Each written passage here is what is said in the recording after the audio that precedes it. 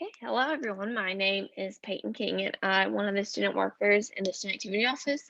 And today I'm just going to show you a little bit of information and how you get to work in NUMALink now that you guys are a new registered student organization. So if you go up to the right-hand corner, right next to your profile picture, you click on this little square, and you would click on Manage. And then you would scroll down and you would see all the different organizations that you're involved in. And then you would just click on your organization that you're, an officer for. And then if you go and click up to the left-hand corner, these three little lines, this is everything that you have access to. So for example, here, roster, you are able to see here you can uh, edit all the membership. So over here, for example, if you click on the little pencil, you are able to just mark who's who membership wise, which is really convenient. And then here you can also click on their name and you can end someone's membership. Let's say people have graduated and that's what you need to do. You can do that. You can also invite people to your organization here in the upper right hand corner. And you can also message your organizations. Um, Next, you can click on events and you can create an event. When creating an event, you have to have the title, a theme, the description, a time and place, whether maybe it's still on Zoom or if you've got a location, you can definitely have that in there.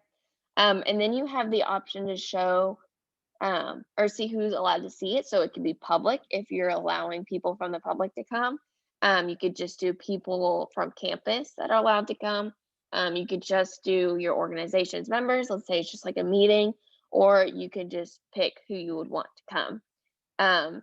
You can also put down maybe if there's a cost, maybe $5, or if it's free. Is it open to the public? Your EMS confirmation. This is just a space number from Ashley that you would put in, and then whether or not you will need hand sanitizer. Oops. And then from that on, you just add a picture and just do some finalizing. And yeah, pretty simple.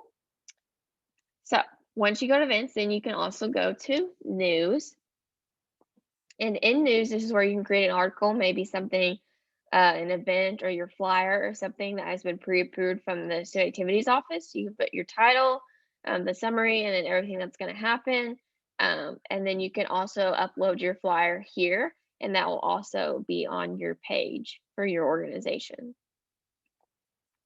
Next, you can then go to gallery. This is where you can upload pictures from your organization that will show up on your main page when other students look at it.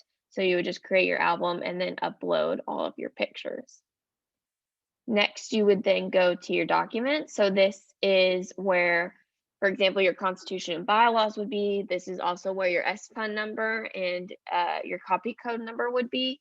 So this is just really nice to have. And let's say you just have other important documents that your organization member needs, you're more than welcome to putting them in here. You can also put in your application for your organization here. And then you would go to forms. So this is the membership form that's been created. This is also another great way. You could create a form for people coming to your event, your membership form, just anything that you can really think of that you think would make it easier to document and get a hold of people. This is a great tool. You would just hit here, create form, and you'll put the name of the form, the start time, and when it ends. You can also submit when it's active or not active. And then, for example, here you can restrict the following positions, and then you can save and you can add different questions. These questions can, ask them for their name, their email, why are they interested in joining your organization, just different types of questions like that. And then you can go to finance. So finance, this is where it shows all your different accounts. So for example, we have your fundraising and revenue account, you have your rollover account, and you have your SJ allocated accounts. So this is really important to keep up with. That way you don't, you can, like, once you purchase something or you get a reimbursement check or whatever, you can keep up with it here, which is really convenient. So once you go back then to the manage page, you can go to the explore page, sorry. You would click student activities office right here.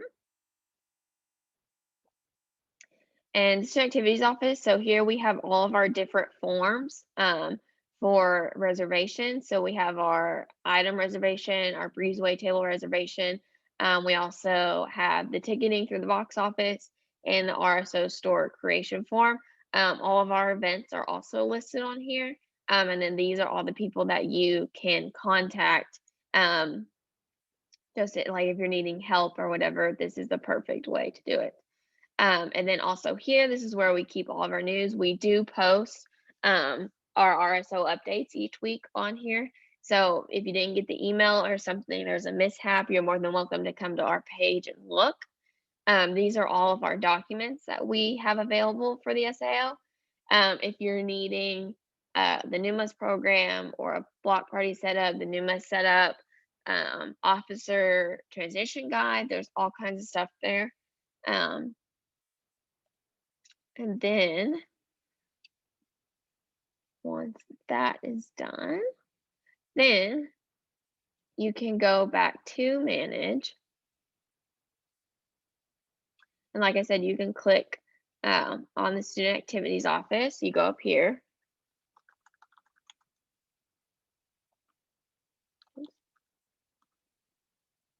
Click on the student activities office.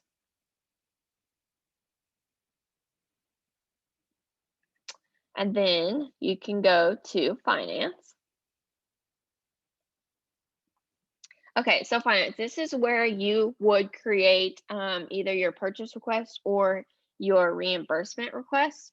So if you go up here, there's your budget request, there's your purchase request, and then your funding request. So your budget request is what you would do at the end of each year from SGA. So you would click that.